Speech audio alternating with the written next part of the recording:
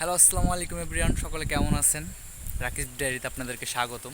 তো আমি যেহেতু ঢাকা থাকি, তো ঢাকা থেকে ঈদের আগেই বাড়িতে চলে আসছি।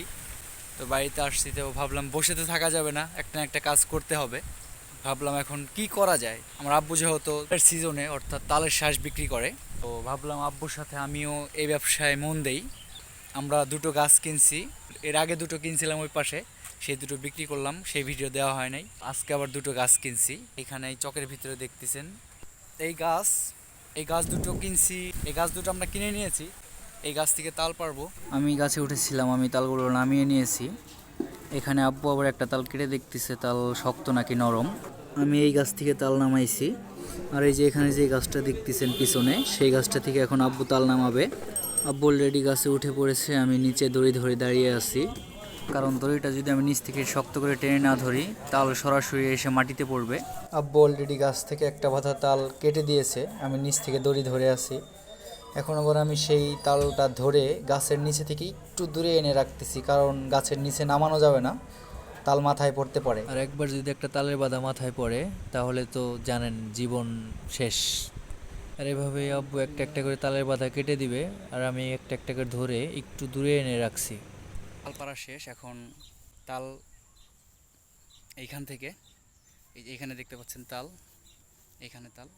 তো এইখান থেকে এখন ঘাড়ে করে একটা একটা করে ঘাড়ে করে সেই রাস্তায় নিতে হবে।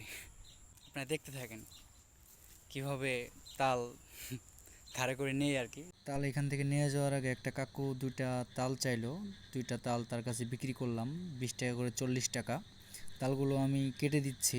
অবশ্য তাল কাটা খুব একটা রিক্সের কাজ, কারণ ধারালো দা দিয়ে কাটতে হয়।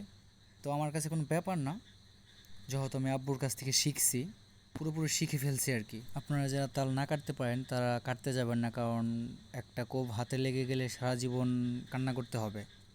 কথায় আছে না, একটা দুর্ঘটনা সারা জীবনে কান্না, সেরকম আর কি। তো আপনারা যারা না পারেন তাল কাটতে, তারা তাল কাটতে যাবেন না। দেখতে দেখতে আমার তাল কাটা শেষ, এখন খোসা দিয়ে শুধু উঠিয়ে কাকুকে দিয়ে দিব। এরপর আরেকটা তাল আছে, সেটাও কাটবো। আমার দুইটা তাল কাটা শেষ হয়ে গেছে, এখন কাকুকে দিয়ে দিব। এরপরে আমি তাল ঘাড়ে করে সেই রাস্তায় নিব। তাল তো গাছে থেকে পাড়া শেষ, এখন তাল ওই গাছের নিচে থেকে এখন মানে ঘাড়ে করে চকের ভিতর থেকে রাস্তায় নিচ্ছি। রাস্তায় নেওয়ার পরে দেখেন, রাস্তায় নেওয়ার পরে হচ্ছে ভ্যানে করে এখন আবার বাজারে নিতে হবে। বাজারে নিয়ে তারপরে কেটে বিক্রি করা হবে। তো সাথেই থাকুন, দেখতে থাকুন। তাল এনে রাস্তায় রাখতেছি, রাস্তায় রেখে এখন আবার ওইখানে যাইতে হবে। তাল তাল কিনা থেকে পাড়া বাজারে নেওয়া বিক্রি পর্যন্ত মানে এত কষ্ট হয়। আর মানুষের কাছে 2 টাকা বেশি চাইলে মনে করে যে তালই তো, এ আবার কি এমন জিনিস। ঠিক আছে, কিন্তু এই তাল মানে সেই গাছ থেকে ওইখান থেকে পারতেছি। কই গাছ, এইখানে গাছ, ওইখান থেকে পারতেছি, পেরে ওইখান থেকে নিয়ে আবার ওইখানে রাস্তায় নিচ্ছি আবার ঘাড়ে করে। আমি গাছে উঠছিলাম, তো আমি গাছে ওটা তো দেখাইতে পারি নাই। প্রথম গাছটা আমি পারছি, গাছ দুইটা। তো দ্বিতীয় গাছ আব্বুর ছিল, সেটা আপনারা তো দেখলেন। অনেক কষ্ট, ঠিক আছে, ভিডিও দেখতে থাকেন। আবারও চলে আসছি সেই গাছের নিচে, এখন একটা বাধা মাথায় নিয়ে আবার সেই রাস্তার দিকে যাব। ঘাড়ে করে নিতে নিতে ঘাড় ব্যথা হয়ে গেছে, তাই এখন মাথায় করে নিচ্ছি। তালের বাধা এখান দিয়ে নিয়ে যাওয়া যে কতটা কষ্ট সেটা আপনাদেরকে বলে বোঝাইতে পারবো না, কারণ এক পাশে ধইঞ্চা ক্ষেত আর এক পাশে হচ্ছে পাট ক্ষেত। তারপরে অনেক কষ্ট করে নিয়ে যাচ্ছি। সব তাল আনা শেষ, এখন ভ্যানে উঠিয়ে ভ্যান বেঁধে নিচ্ছি।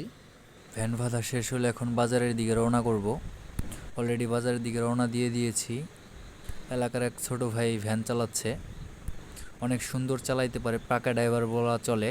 আর এইভাবে আজকে আমরা তাল কেটে তাল বাজারে নিয়ে যাচ্ছি, কিছুক্ষণের মধ্যে বাজারে চলে যাব। তো বলতে বলতে বাজারেও চলে আসছি, এখন তাল নামিয়ে নিব। সমস্ত তাল নামিয়ে নিয়েছি।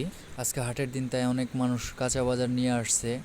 তো বন্ধুরা, আজকের মতো এই পর্যন্তই। সবাই ভালো থাকবেন, দেখা হবে নতুন কোনো ভিডিওতে।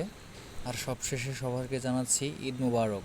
আর হ্যাঁ, ভিডিওটা ভালো লাগলে অবশ্যই লাইক করে দিবেন আর ফলো করতে ভুলবেন না। আর আমি ফেসবুক পেজ নতুন খুলেছি, মানে ফেসবুক একদমই নতুন, সেজন্য হয়তো আমার ভিডিও কোয়ালিটি একটু খারাপ হইতে পারে। ইনশাল্লাহ আপনারা দেখুন, সাপোর্ট করুন, ভিডিও কোয়ালিটি ভালো করার চেষ্টা করব। আসসালামু আলাইকুম।